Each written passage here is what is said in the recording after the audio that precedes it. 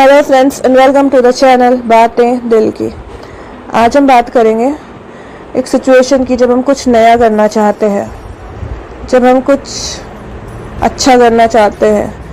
वो हमारा ड्रीम हो सकता है, हम एंटरप्रेन्योर बनना चाहते हैं, हम अपना बिजनेस स्टार्ट करना चाहते हैं, लेकिन लोग कहते हैं यार ये तुमसे ना हो पाएगा। अच्छा तुम्हारा बिजनेस क्या है?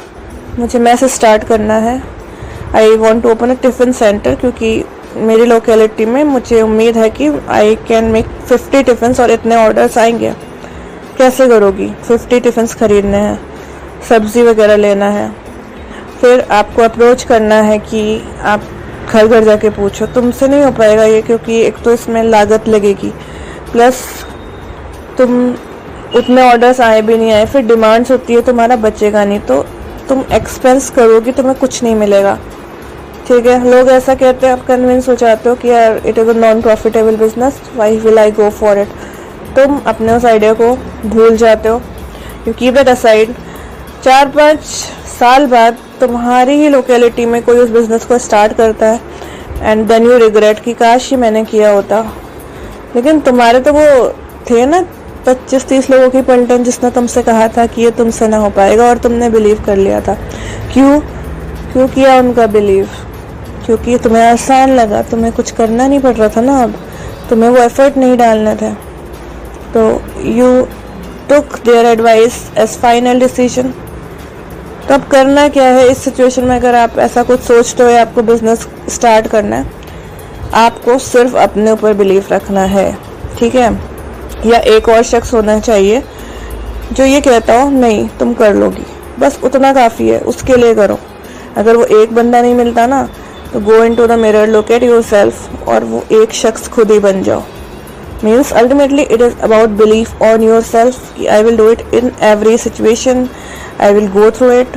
कभी भी अगर आपको उस बिजनेस में, उस सिचुएशन में ब्रेक डाउन भी हो रहा है ना, like you are losing, then also don't complain, because these are the part of life कि आपका बिजनेस कभी स्मूथ नहीं चलेगा, अप्स एंड डाउन्स देखेगा। देन अल्टीमेटली एक लेवल के बाद it will go up, it will rise to an extent. उस सिचुएशन में आपको हिम्मत नहीं हारनी है, बिलीव अपने आप पे होना चाहिए, then definitely you will succeed. करके देखो, बिकॉज अल्टीमेटली 5 साल बाद तुम फिर सोचोगे कि यार वो मैस और टिफिन सेंटर तो मेरा आइडिया था।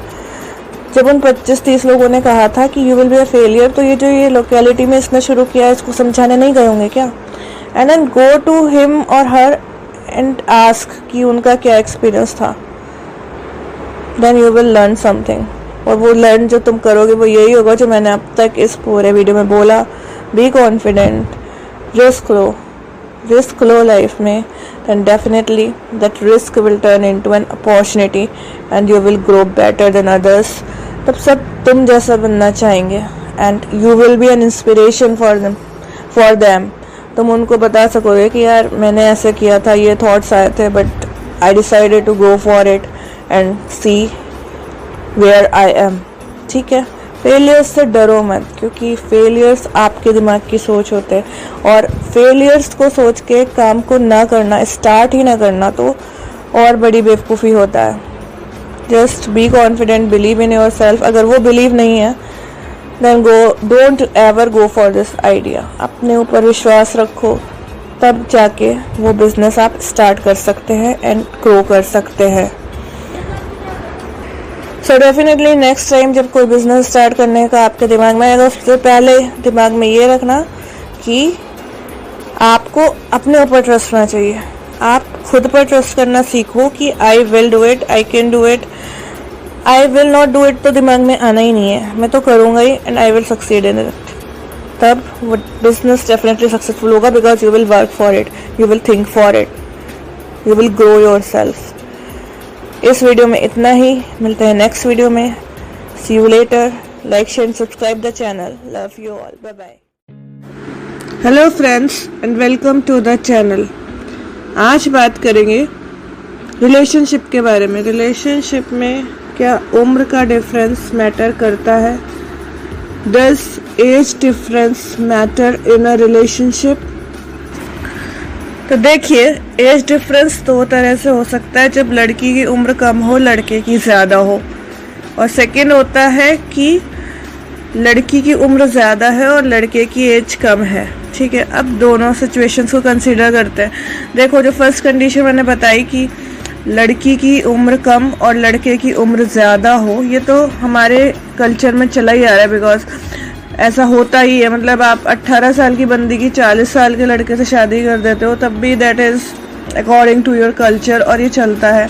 और एज डिफरेंस कभी मैटर ही नहीं किया, क्योंकि हमारी सोसाइटी वैसी है, हम इंडियन कल्चर, उस वहाँ पे कोई पूछता ही नहीं है कि यार अरे क्या चलता है, ये तो मतलब like it is common to them, तो वहाँ तो कुछ मैटर नहीं करता। अब इसका रीज़न क्या है? लड़कियाँ एडजस्टेबल होती हैं, उनकी शादी जहाँ पे कर दी गई, जिस एज के बंदे से कर दी गई, दे आर लाइक उनको ये सिखाया जाता है you have to adjust, this is the proper groom for you, you can't deny और रिफ्यूज टू दिस मैरिज। कई बार कंडीशंस ऐसी होती हैं, कई बार वो लोग गरीब होते हैं, तो इन दैट केस शादी हो जाती है और कोई नहीं पूछता, बिकॉज हमारी सोसाइटी में लड़कियों को कभी एज दिया ही नहीं गया, उनकी मर्जी पूछी ही नहीं गई। तो वहाँ पे तो एज डिफरेंस वो तो शुरू से सदियों से 17वीं 18वीं शताब्दी से चला आ रहा डिफरेंस है, वहाँ कोई नहीं पूछता। अब सेकंड केस आता है जब लड़के की उम्र कम हो और लड़की की उम्र ज़्यादा हो, जो आजकल होने लगा है। तो अब जो आप पुराने टाइम से करते आ रहे थे वो तो आपको सही लगता है, लेकिन अब क्या होता है कि लड़के बड़े एज की लड़की की तरफ अट्रैक्ट होते हैं, एंड देन जब शादी की बात आती है, जब उस रिलेशनशिप को एक मैरिज में कन्वर्ट करने की बात आती है, तो the question is can I marry her. तब ये अजीब सा सवाल होता है उनके मन में कि करूं कि ना करूं, बिकॉज लड़के बड़े होते हैं तो हमने सबने देखा है, बट लड़की बड़ी हो और शादी हो जाए ऐसा बहुत ही कम 2-4 केसेस में होता है।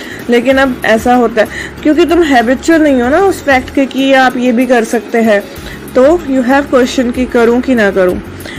बट तब तुम्हें ये सिचुएशन देखना चाहिए कि जो फर्स्ट केस था वो भी तो चल ही रहा था ना, वाई नॉट दिस केस। हाँ, अगर तुम्हें पर्सनली ही प्रॉब्लम है, तुम्हारा जो कॉन्शियस है वही अलाउ नहीं कर रहा कि तुम बड़ी एज की लड़की से शादी करो, then you should not go for it. Society तो रिफ्यूज करेगी, because they will say oh my God लड़की 4 साल बड़ी है, ओ माई गॉड लड़की 10 साल बड़ी है। 10 साल का एज गैप भी आता है जब ये चीज़ें होती है, रिलेशनशिप्स होते हैं, सो बी रेडी फॉर इट कि वो कुछ भी हो सकता है। तो इस केस में क्या करेंगे? ऑब्वियसली अगर आप रिफ्यूजल है, आप सोसाइटी के रिफ्यूजल को देख रहे हो तो मत करो, एंड अगर आप निभा सकते हो तो करो, बिकॉज जो एज डिफरेंस होता है ना वो सिर्फ शादी के टाइम ही सामने आता है, उसके बाद में लोग भूल जाते हैं उसको भी, वो भी आपके ऊपर है। अगर आपके इन लॉज बताएंगे कि अरे यार मेरी बहू 10 साल बड़ी है मेरे बेटे से, तब वो सोसाइटी को याद रहता है। अगर आप ये चीज़ शो ही नहीं करोगे कि ऐसा है, तो सोसाइटी में ये चीज़ें नहीं उठती हैं, और लोगों का काम है भूल जाना, कमेंट करके भूल जाना। You are living your life happily, nobody will comment. अगर वो मैरिज सक्सेसफुल नहीं होती है, देन एवरीबडी विल कमेंट। तो आपको पता है कि आपको क्या करना है। दोनों सिचुएशंस हैं, एक के आप हैबिचुअल हो, एक के आप हैबिचुअल नहीं हो, तो सिचुएशंस दोनों सही है, कोई गलती नहीं है।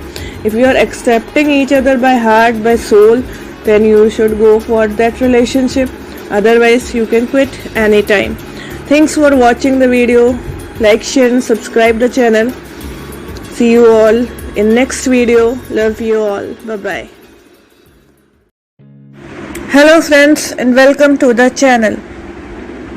आज बात करेंगे प्रॉब्लम्स पे, उनके सॉल्यूशन पे, और क्या सॉल्यूशन नहीं ढूंढकर मर जाने की सोचना एक आसान रास्ता है जो हम कर रहे हैं, हमारी जनरेशन कर रही है, क्या वो सही है?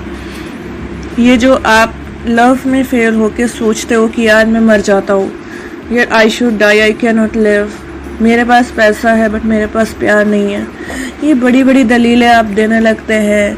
मैंने सच्चा प्यार किया था, तुम क्या समझो? I mean, हम क्या समझे यार? जिसको समझना था वो तो चली गई, तुम हमें क्यों समझा रहे हो? और जब उसको आपकी कदर नहीं है तो आपको क्यों है? दुनिया के सारे रिश्ते नाते आपके लिए ज़ीरो हो जाते हैं, बस एक वही थी। और क्यों? क्योंकि भाई मैंने सच्चा प्यार किया था, है ना, तुमने किया था, ठीक है, okay, you will get a good wife in coming years, अभी क्यों रो रहे हो? अभी क्यों ज़िंदगी से जाना चाहते हो, इतने डेस्परेट हो? आई मीन कम ऑन यार, it's life, you have to live.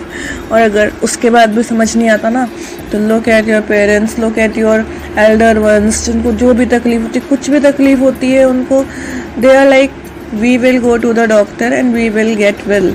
वो तुमसे एंड तक कभी नहीं बोल रहे होते कि बेटा मैं तो मर जाता हूँ। ऐसा कोई कहता है? आपके माँ बाप किसी ने कहा है आपसे, जो आप इतने होपलेस हो रहे हो, इतने डेस्परेट हो रहे हो? यहाँ पे 90% इंडिया में जो यूथ मरता है उनका रीज़न क्या होता है? Failure in love. या तो वो सामने वाले को मार देते हैं या वो खुद मर जाते हैं। तुमसे इतनी सी सिचुएशन नहीं निकल रही दिमाग से यार, खुद को बिजी कर लो, खुद को किसी और काम में लगा लो, अपनी फैमिली को देखो, अपने पेरेंट्स को देखो। They love you more than your girlfriend dead, समझे? So this is a severe excuse कि है ना हम लव में फेल हो गए तो we will die. Just you are just a loser then in that sense. और अगर तुम मरना चाहते हो ना, जाके एक बार मर के देखो। अगर मरे नहीं ना तो हाथ पाँव तो ज़रूर टूटेंगे, and then you will live the life of a disabled. और फिर जो तुम्हारी मदद करने आएंगे ना, वो तुम्हारे पेरेंट्स होंगे, जिनको देख के तुम्हारी आंखों से आंसू निकलेंगे कि काश मैं ये अटेम्प्ट ना करता तो मेरे माँ बाप इतना परेशान नहीं होते मेरे लिए। कई लोग सक्सेसफुल भी हो जाते हैं, they get rid of their life कि हाँ यार चलो ये आसान था, लेकिन उससे क्या मिला? क्या वो लड़की जिसको तुम प्यार करते थे वो आ गई तुम्हारी लाइफ में? उसके साथ जो जीने मरने के सपने देखे थे, जो हैप्पीनेस देखी थी, वो क्या तुम्हें ऊपर मिल रही है स्वर्ग में? या तुम आके हमें बताओगे कि नहीं अब मैं हैप्पी हूँ मरने के बाद? तुम वो नहीं सोचते कि तुम्हारे जाने के बाद जो तुम्हारे अपने रिलेशन से, जो तुम्हारे पेरेंट्स से, जो तुम्हारे लव्ड वन से, जो एक्चुअली तुमको प्यार करते हैं, उनकी क्या हालत होती है? उनका रो रो के बुरा हाल हो रहा होता है। और तुम एक अननोन शख्स के लिए, जो 5 साल पहले तुम्हारे लिए अननोन था, अचानक लाइफ में आता है एंड बस तुम सबको ज़िंदगी उससे रिलेट कर देते हो। यार लव एक सिचुएशन है और 60-70% लोग इसमें फेल ही होते हैं। तो हर जगह सक्सेस मिले ये ज़रूरी नहीं है, उसको as a phase of life accept करो एंड मूव ऑन करो, in with happiness move on करो। जब आपके ब्रेकअप्स होते हैं, you should go for a vacation, you should just try to entertain your self. अपने बारे में सोचो, जो चीज़ें तुम्हें अच्छी लगती हैं वो सब अपनी लाइफ में लाओ, जियो लाइफ को। तो लड़की तो दूसरी आ जाएगी। सेम चीज़ रिलेशन जो मैं सिर्फ लड़कियों के लिए नहीं बोल रही हूँ, इसको आप अपोजिट काउंटर पार्ट में भी आप फिक्स कर सकते हो इस पूरे चीज़ को। बट ये लव में फेलियर कोई रीज़न नहीं है तुम्हारी सुसाइड का, कभी करना भी मत। रीज़न हो ना तो कुछ जेन्युइन हो। मरना है ना तो फिर देश के लिए आप अपनी जान दीजिए, आप आर्मी ज्वाइन करिए, उसके बाद मरिए। ये लड़कियों और लड़कों वाला रीज़न समझ नहीं आता है, बिकॉज उनसे ज़्यादा प्यार करने वाले तुम्हारे माँ बाप होते हैं। आई होप इस वीडियो को देखने के बाद, इसको सुनने के बाद ये लाइफ ख़त्म करने वाला थॉट, इस रीजंस तो दिमाग में नहीं आएगा। Keep watching the channel, like share and subscribe the video. See you later in next video. Take care. Love you all. Bye bye. Hello friends and welcome to the channel बातें दिल की। आज हम बात करेंगे डोमिनेटिंग माइंड्स की। Dominating minds, तो ये डोमिनेटिंग माइंड्स क्या होते हैं? जो अपनी ओपिनियन तुम पे इस तरह से रख दे कि तुम सोच ही नहीं पाओ, कि तुम हाँ हाँ करके हाँ यार तू सही है, you are right, and they dominate you. कुछ लोगों को डोमिनेट होना अच्छा लगता है और कुछ लोगों को लगता है कि यार कहाँ फंस गए, चलो निकलते हैं। शी इज़ और he is dominating me, like what kind of reaction is this?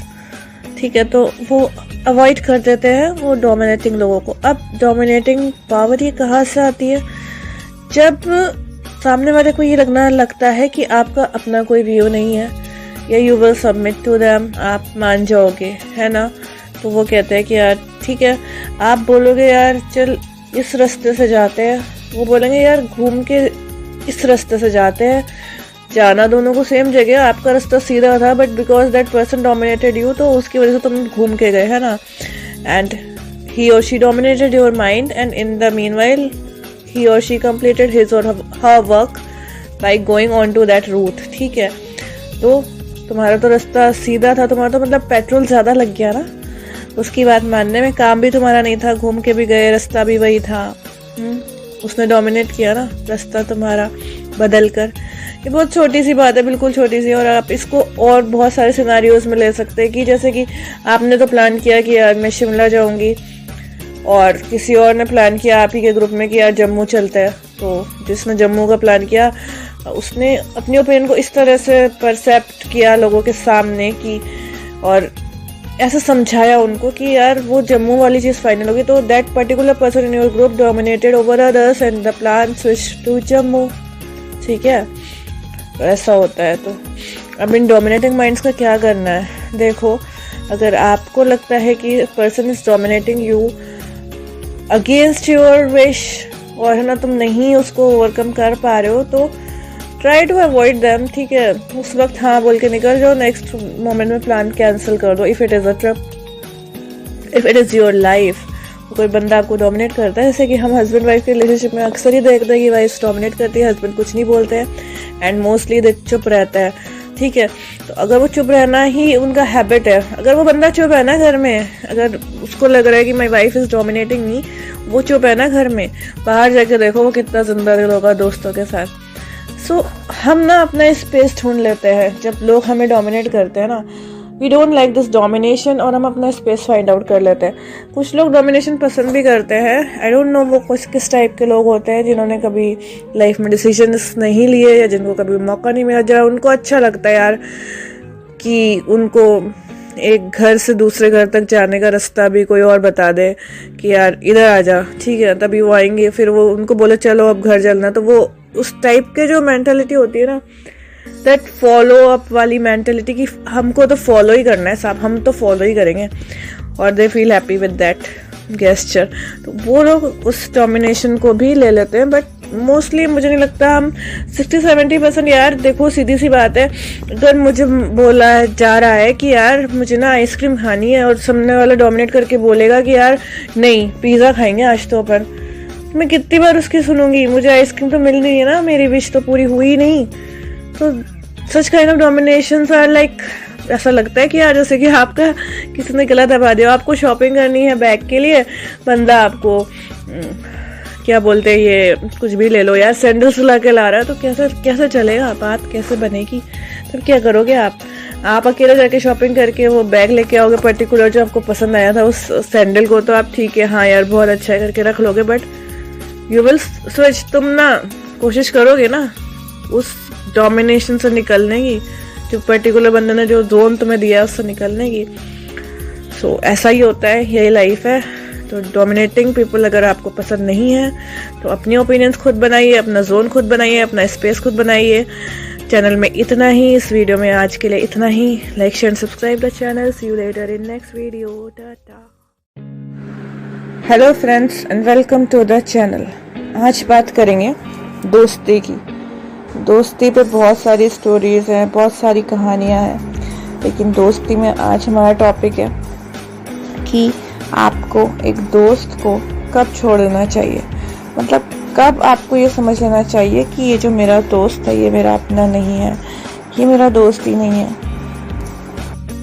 जब आपको आपका दोस्त ये कहने लगे कि मैं तेरे लिए इतना ही कर सकता था, या मैं तेरे लिए इतना ही कर सकता हूँ, अब इससे ज़्यादा नहीं कर सकता, मैं कोशिश तो करता हूँ, मैं और कुछ नहीं कर सकता। जब वो आपको ये एहसास दिलाने लगे कि वो आपके लिए कुछ कर रहा है और आप उस पर डिपेंडेंट हो, बात वहीं आ जाती है, बीइंग डिपेंडेंट। यही बात आती है जब वो ये दिखाने लगे कि मैं तुझसे ज़्यादा स्ट्रांग हूँ and I am doing something for you, और मैं इतना ही कर सकता हूँ, मैं I can do just up to this extent for you.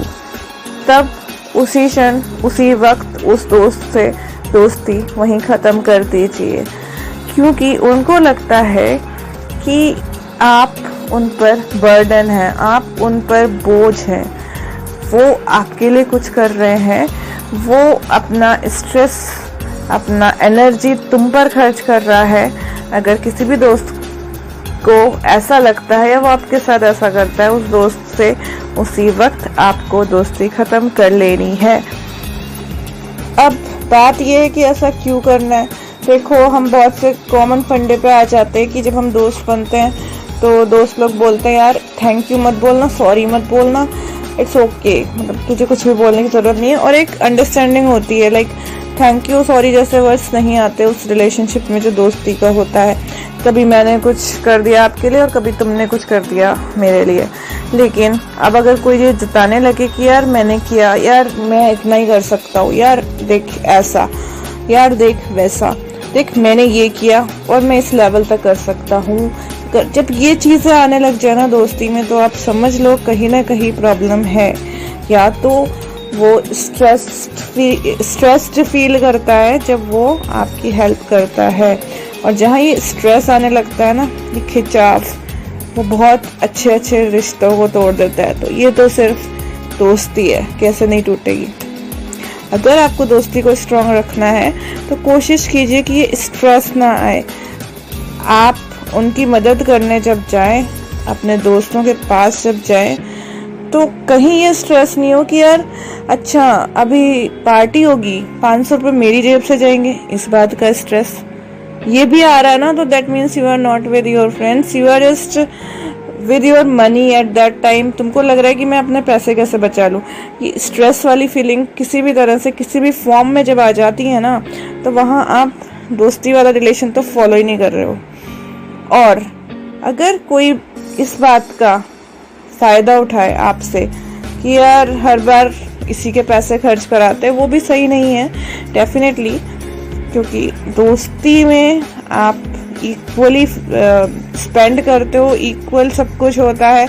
इन्हें में पता होता है कि यार 4 बार अगर इसने एक पेमेंट किया है, कहीं पे हम लोग खाने पीने गए हैं, तो एटलीस्ट 2 बार तो मुझे भी कोशिश करनी है कि I can make the payment. इस तरह से दोस्ती चलती है। ऐसा भी नहीं होता कि एक ही जना, अगर एक ही जना हर बार देगा तो डेफिनेटली उसको स्ट्रेस आना ही है कि यार ये 500 रुपये खर्चा कराएंगे, पॉकेट मेरी खाली होनी है डेफिनेटली। तो वो तो सही सोच रहा है ना फिर आपके लिए, आप खुद उसे स्ट्रेस दे रहे हो दोस्ती का। तो आज के लिए इतना ही, इस टॉपिक में इतना ही था फ्रेंड्स। तो कहीं भी जब एक रिलेशनशिप, एक दोस्ती आपकी स्ट्रेसफुल होने लगे तो उसको जल्दी से जल्दी क्विट करिए। लाइफ में हैप्पी रहिए, खुश रहिए। मिलते हैं नेक्स्ट वीडियो में। चैनल को लाइक, शेयर और सब्सक्राइब कर देना। See you later in next video. Bye bye. Hello friends and welcome to the channel बातें दिल की। आज का टॉपिक है लोनलीनेस, अकेलापन। अकेलापन जो हम फील करते हैं, जैसे कि आप सब लोगों के बीच में होकर भी अकेले हो, भीड़ में भी तन्हा हो, ऐसा फीलिंग। आप अपने बचपन के फ्रेंड से बात करने की कोशिश करते हो but they are not listening you. ठीक है, अच्छी बात है, नहीं लिसन कर रहे। आपको अफसोस होता है, या आप सोचते हो यार मैं ही क्यों इसको बार बार कॉल कर रहा हूँ, क्योंकि मैं अकेला हूँ, क्योंकि ये बिजी है तो ये मेरे ऊपर ध्यान नहीं दे रहा। यू फील डिप्रेस्ड कि यार ये क्या हुआ मेरे साथ, जो मेरा दोस्त था वही मेरी बात को नहीं सुन रहा है आज। क्यों हुआ ऐसा? क्योंकि वो अपने लेवल पे हैप्पी है एंड आप थोड़ा कम हैप्पी हो, या आप उसका हेल्प चाहते हो but due to situations he is not listening to you. तो क्या करोगे? अननोन लोगों के पास जाओगे कि मैं अकेला हूँ, मैं डिप्रेस्ड हूँ, या मेरी बात कोई नहीं सुनता? नहीं, बिल्कुल नहीं। अपने आप से फाइट करना है, उस अकेलेपन से खुद ही लड़ना है। पहले तो आप ये डिस्कवर करो कि आपको अकेलापन फील क्यों हो रहा है, what is the reason behind it, और आप उसको कैसे ओवरकम कर सकते हो। आपको अकेलापन इसलिए भी फील हो सकता है कि suppose you have completed your graduation and you are trying to search for a job but वो आपको मिल नहीं रहा। तो क्या करोगे इस टाइम पे? आपको ये करना है कि आप ज़्यादा से ज़्यादा टाइम नॉलेज लेने में लो, यूज़ करो अपना टाइम। क्यों? क्योंकि नॉलेज कभी वेस्ट नहीं जाती है, ये प्रूव्ड फैक्ट है, ये प्रूवन फैक्ट है। तो you have to read out books, सब कुछ अपना प्रिपेयर करो, माइंड सेटअप करो। सबसे ज़्यादा जो बेस्ट कंपेनियंस हैं आपके, वो आपकी बुक्स ही हैं आज भी, अगर आपको पढ़ना आता है। सपोज करो आप एक्चुअली अकेलापन जैसी फीलिंग्स ना हम पढ़े लिखे लोगों को ही आती है। जो गरीब है, जो अनपढ़ है, वो तो इस चीज़ को फील ही नहीं करेगा। उसको तो बहुत सारे काम होते हैं, लाइक उसको तो घर की सफाई करनी होती है, उसको तो रोजी रोटी का इंतज़ाम करना होता है, उसको तो दिहाड़ी पे काम करने जाना होता है, तो वो अकेलापन उसमें कभी नहीं आएगा। वो अकेलापन हम ही लोगों में आता है, I mean पढ़े लिखे लोगों में। तो क्यों आता है समझ गए ना आप? क्योंकि एक्चुअली तुम अपनी किसी सिचुएशन से परेशान हो and you pass your time with your friend, but actually वो आप टाइम पास ही करोगे। अगर उसने सुन भी ली ना आपकी, तो वो टाइम पासिंग ही होगा। इससे बेटर है कि आप अपने आप को इम्प्रूव करो, अपने आप के लिए पढ़ो, अपने आप को बिल्डअप करो एंड उस फ्रेंड से हेल्प लेना या बात करने का एक्सपेक्टेशन भी छोड़ दो। लाइक तो सोचो कि यार ये तो टाइम पास है यार, मैं इससे बात करके भी क्या कर लूँगा। ही और she can do nothing for you, he can just listen to your situation और आप थोड़ा लाइट फील करोगे। बट अल्टीमेटली आप ही को वो सिचुएशन को फाइट करना है। वो अकेलेपन की सिचुएशन आपकी गर्लफ्रेंड के ब्रेकअप की वजह से है, या आपको जॉब नहीं मिल रहा उसकी वजह से है, या आपकी फैमिली में आपसे कोई बात नहीं करता उस वजह से है, या आपकी फैमिली में आपके साथ बिहेवियर गलत होता है उस वजह से है। जो भी सिचुएशन है, अल्टीमेटली कंसंट्रेट होके फोकस करके उसका सॉल्यूशन आप ही को निकालना है। इधर उधर बात करके आपको वो लोग दोस्त मिल भी जाएंगे तो वो टेम्परेरी होंगे। Only you can overcome your this situation with a life partner, अगर वो आपको मिलता है। और हाँ, अगर वो आप पे नहीं ध्यान दे रहा तब तो फिर बात ही अलग है, फिर तो आपने उसको भी छोड़ना है, फिर आप जाओगे अलग से अकेलेपन और डिप्रेशन में। तो बेटर यही है कि आप उस टाइम में ये जो आपको ये फीलिंग होती है ना अकेलेपन वाली, उसमें आप अपनी कमियों को एनालाइज करें, आपकी वीकनेस क्या क्या है उसको समझें, आपके पॉजिटिव पॉइंट्स क्या है उनको देखो, और कुछ ना कुछ प्रोडक्टिव, कुछ ना कुछ पॉजिटिव करने की कोशिश करो। और कुछ नहीं तो आप कुछ स्टडी करो, रेगुलर न्यूज़ देखो, कुछ ना कुछ ऐसा करो that can build your personality in the near future. आप अच्छी वीडियोस देखो, उनसे टाइम पास करो। मतलब लाइक आप उस पर्टिकुलर ह्यूमन बीइंग को नहीं ढूंढोगे कि आप और उसकी वजह से और डिप्रेशन नहीं लोगे अपने दिमाग में। अकेलेपन को खुद ही फाइट करना है with some materialistic things like books. Like आपके जो जो शौक है उनको पूरा करो, ये सब करो and you will win this situation definitely. इस वीडियो में इतना ही, मिलते हैं नेक्स्ट वीडियो में। चैनल को लाइक शेयर और सब्सक्राइब कर दो। Take care, love you all. Hello friends, welcome to the channel बातें दिल की। आज हम बहुत ही कॉमन सा टॉपिक लेंगे, बहुत ही प्यारा सा टॉपिक लेंगे, रिलेशनशिप का टॉपिक है। तो I hope you will enjoy. Topic start करने से पहले मैं चाहूँगी कि चैनल को लाइक शेयर और सब्सक्राइब कर दो, क्योंकि मज़ा आने वाला है इस टॉपिक में। अब ये तो 3 इडियट्स वाली बात हो गई कि मज़ा आने वाला है, हम कुछ सीखने वाले हैं। डेफिनेटली हम कुछ सीखेंगे और बहुत अच्छा सीखेंगे। 3 इडियट्स मूवी का डायलॉग मैंने कॉपी किया, ठीक है। तो टॉपिक ये है कि जब आपका और आपकी वाइफ का रिलेशन, आपका और आपके हस्बैंड का रिलेशन एक ऐसी वर्ज पे है जहाँ पे डाइवोर्स ही आपको लगता है सॉल्यूशन है, या तो आपको लगता है या उनको लगता है, तो फिर क्या करें? ये कॉमन सा प्रॉब्लम है।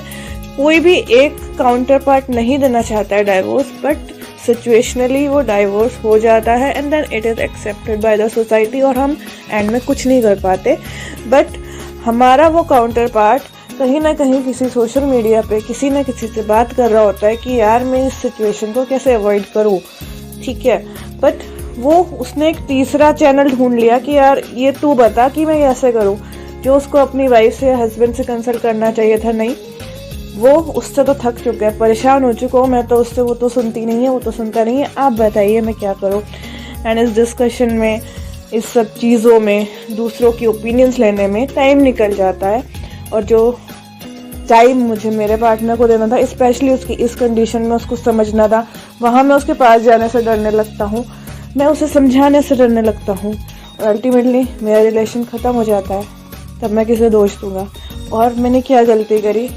ये सारी बातें आपको समझनी होंगी अगर आप उस रिलेशन को वाकई में कंटिन्यू रखना चाहते हैं। वाइफ ने कंप्लेंट कर दी है कि है ना, मेरे हस्बैंड ने मुझे मारा, मैं इनसे अलग रहना चाहती हूँ, जबकि एक्चुअली उसका ऐसा कुछ हुआ ही नहीं है, हस्बैंड ने उन्हें नहीं मारा, बट वो ऐसा उन पर ब्लेम करती हैं और चली जाती हैं। अब हस्बैंड ने उन्हें मनाने की बहुत कोशिश करी, नहीं मानती हैं। फिर हस्बैंड ये एक्सेप्ट कर लेता है कि physically I was not attracted to her, तो ठीक है यार जाने देता हूँ, अब क्या है कि शादी से बेबी है तो उसका परवरिश का मैं दूंगा, ठीक है। अब जब उन्होंने ये कहा कि उसकी परवरिश का मैं दूंगा, तो मैं क्यों दूंगा? इसका मतलब आप कहीं ना कहीं गलत हैं, तभी आप सबमिट कर रहे हैं कि यार मैं चलो एलिमनी दे देता हूँ क्योंकि ये मेरी बेटी या बेटे के काम आएगी। लेकिन जब आप गलत ही नहीं हो तो इस एलिमनी को क्यों देना है? आप कोर्ट से ये भी तो कह सकते हो कि ये मेरे साथ रहे, मेरी बच्ची मेरे साथ रहे, तब मैं देता हूँ एलिमनी। ये जो डिफरेंट सा कंसेप्ट है क्यों नहीं आता हमारे दिमाग में? क्योंकि हमारे साथ में जो वो वकील चल रहे हैं ना, जो एक्चुअली हमारे माइंड पे जिन्होंने कब्जा कर रखा है ना, वो यही कहते हैं सर एलिमनी दे दो, छूट जाओगे, दूसरी शादी कर लेना। ठीक है, कुछ वकील ऐसे भी होते हैं कि सर एलिमनी मत दो, मैडम को घुमाओ, देखो चलने दो केस, क्या पता आ जाए रास्ते पे। तो वो जो आपको थर्ड पर्सन गाइड कर रहा है ना, आप वो कर रहे हैं। आपने कभी उस शख्स से जाके बात नहीं करी इस पूरे सिनारियो में कि यार तुम क्या चाहती हो, या मैं ऐसा क्यों करूँ, यार तुम दोनों मेरे पास आके रह जाओ ना, मैं तुम दोनों की रिस्पॉन्सिबिलिटी उठाऊंगा। I will pay for my child, I will pay for you, I am earning for you both, so why not this situation comes. क्योंकि वो जो आपके साथ में चल रहे हैं ना, वो वकील, वो रिश्तेदार जिन्होंने कभी शादी कराई थी, जो आज उतनी ही शिद्दत से उस शादी को तोड़ाना भी चाहते हैं, तो वो तो गलत नहीं है। उनको लग रहा है कि आपने एक बार गुस्से में कह दिया यार ये गलत है, चलो यार अब इसको ये गलत ही बन दी है, इससे अपन को इसका पीछा छुड़ाना ही है। उनमें इमोशंस नहीं है तो वो एक लाइन पे चलेंगे कि यार कर दे यार, खत्म कर। ठीक है, तुम्हारे बीच में इस सब के सिचुएशन के बीच में तुम्हारे को फीलिंग्स भी आएंगी, तुम चाहोगे भी कि अवॉइड कर रहे हो, बट तुम नहीं कर पाते, तो क्या करना है? अरे यार सिंपल सी बात है, दिल की सुनो, उस मोमेंट को रिक्रिएट करो जब तुम मिले थे, जब प्यार हुआ था, जब तुम साथ में रहे थे, फिर सोच क्या करना चाहिए, रास्ता डेफिनेटली मिलेगा। इस वीडियो में इतना ही, मिलते हैं नेक्स्ट वीडियो में। Like, share and subscribe the channel. See you later in next video, bye bye. Hello friends and welcome to the channel बातें दिल की। आज का टॉपिक है जिंदगी है तो ऐसे ही चलेगी, जिंदगी है तो तकलीफें बढ़ेंगी। अरे यार लाइफ है, चलने दो, ऐसे ही चलेगी, ऐसे ही चलेगी, ऐसे ही क्यों चलेगी? हमारा टॉपिक यही है कि ऐसे ही क्यों चलेगी। जिस चीज में हम कंफर्टेबल नहीं है वो वैसे ही क्यों चलेगी? क्यों? क्या तुमने उस सिचुएशन के अगेंस्ट जाकर देखने का हर कोशिश कर ली है? क्या तुम सेटिस्फाइड हो अपनी कोशिशों से? उसके बाद अगर आप कहते हैं कि यार जिंदगी है ऐसे ही चलेगी, तब तो ठीक है। तुम्हारा ब्रेकअप हुआ, क्या तुमने अपने उस पार्टनर को मनाने की पूरी कोशिश करी थी? अगर करी थी तब डेफिनेटली जिंदगी उसके बिना ही चलेगी और ऐसे ही चलेगी। कुछ चीजें होती है जहां पर हमारा बस नहीं चलता, फिर हम क्या देते हैं कि जिंदगी है ऐसे ही चलेगी, है ना, हम थक कर हार मान जाते हैं। लाइक वो मैं लाइफ एंड डेथ के प्रोसेस की बात कर रही हूँ जहाँ हमारी नहीं चलती, and we have to agree to these facts कि लाइफ है तो ऐसे ही चलेगी। लेकिन बहुत सारी सिचुएशंस होती हैं जहाँ हम थक के हार मान के बैठ जाते हैं कि यार नहीं हो सकता कुछ। लाइक बहुत सिंपल सी सिचुएशंस हैं, आपको जॉब नहीं मिल रहा, you have tried and then आप बोल देते हो कि यार ऐसे ही चलेगी यार, मतलब लाइक तुम किसी छोटे से जॉब में कॉम्प्रोमाइज करके बैठे हो एंड देन सही चलेगी। क्या तुमने कभी उस सिचुएशन को ओवरकम करने की, उससे निकलने की कोशिश करी? क्या तुमने अपने आप से कभी ये सवाल किया कि जिंदगी ऐसे क्यों चलेगी? या तुमने सबमिट ही कर दिया, तब तो फिर कुछ हो ही नहीं सकता। बट अगर तुम रेगुलर उससे लड़ रहे हो, उस सिचुएशन को ओवरकम करने की कोशिश कर रहे हो, तो डेफिनेटली जिंदगी वैसे नहीं चलेगी। तब जिंदगी वैसे चलेगी जिस तरफ तुम जाना चाहते हो, जिस तरफ तुम उसे ले जाने की कोशिश कर रहे हो, डेफिनेटली वैसे ही चलेगी। जैसा तुम चाहोगे वैसे ही चलेगी। अगर तुमने हार के बोल दिया ना कि नहीं ऐसे ही मैं ठीक है यार मान लेता हूँ, तब हो जाता है कि वैसे ही चलेगी। अदरवाइज जिंदगी बिल्कुल अच्छे से चलेगी जैसे और लोगों की चलती है।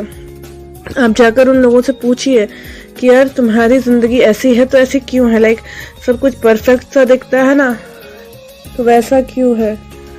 और जब वो इस बात का जवाब देंगे ना, तो आप बोलोगे यार इन्होंने कितनी स्ट्रगल करी है, मैंने तो कुछ भी नहीं किया, मैंने तो बस मान लिया कि जिंदगी है तो ऐसे ही चलेगी। ठीक है, इस हर एक चीज को ना, आपकी जिंदगी है ऐसे ही चलेगी वाली बात होगी। आप हर चीज को क्वेश्चन करो, ऐसा है तो क्यों है? अगर ये है तो यार क्यों, मतलब लाइक अगर आपका कॉन्शियस अलाउ नहीं कर रहा ना, तो आपको क्यों वाला क्वेश्चन आपके दिमाग में आना चाहिए। और आप जो भी कुछ कर सकते हो उसको बेटर करने के लिए करो। आप मेडिटेशन कर सकते हो, आप कहीं और ध्यान लगा सकते हो, कंसंट्रेट कर सकते हो, then go for it, because जिंदगी तो वैसे चलेगी जैसे तुम चाहोगे। एक टाइम के बाद आपकी लाइफ में अगर किसी की डेथ हो जाती है और वो डेथ आपको इफेक्ट करती है, that is another problem. But उस बीच में जो मोमेंट्स हैं, जो लाइफ जीने के तरीके हैं, जो आप जिस तरह से जीना चाहते हो, वो डेफिनेटली वैसे ही होगा जैसे कि आप चाहोगे। बस थोड़ी सी हिम्मत रखो, हारो मत, थको मत, कोशिश करो बस बाहर निकलने की।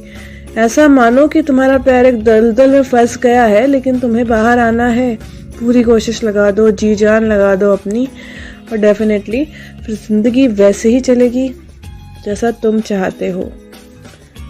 जिंदगी है यार, ऐसे ही नहीं चलेगी, बिल्कुल नहीं चलेगी, बिल्कुल वो आपके हिसाब से चलेगी। जस्ट ट्राई करके देखो एक बार, थोड़ा सा अप्रोच में डिफरेंस लाओ, थोड़ा सा डिफरेंट करो, जो अब तक किया है उससे हटकर कुछ और करो, तो डेफिनेटली तुम जैसा चाहोगे फिर जिंदगी वैसे ही चलेगी। इस वीडियो में इतना ही। चैनल को लाइक, शेयर, सब्सक्राइब कर दो वीडियोस देखने के लिए, और मिलते हैं नेक्स्ट वीडियो में। See you later, love you all, take care, bye bye.